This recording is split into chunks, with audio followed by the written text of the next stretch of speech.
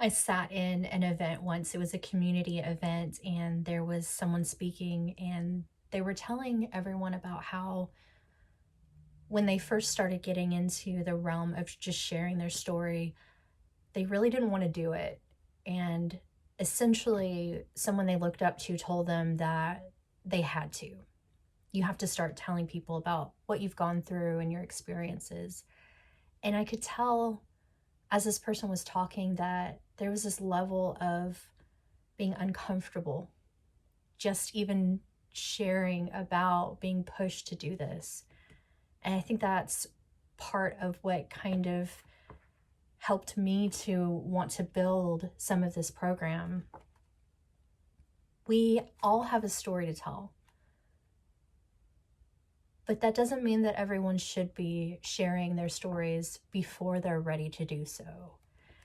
And what kind of harm are we inflicting on one another when we push people to do things that they're not necessarily ready to do?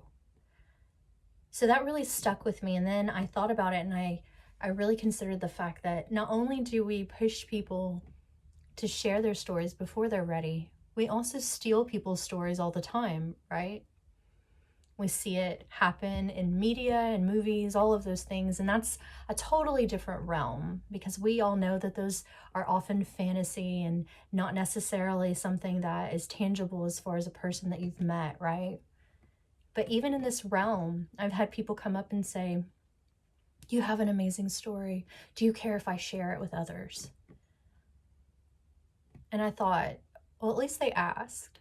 How often do we just take stories that aren't ours and twist them so that we can get that feeling or emotion or connection that we're hoping to get out of the audience, right?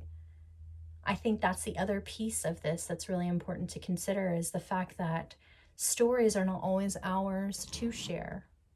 And when they are ours to share, it's important to make sure that we've gotten consent, whether that's our own consent because we feel safe enough in our journey to have those conversations, or whether it's someone else's consent.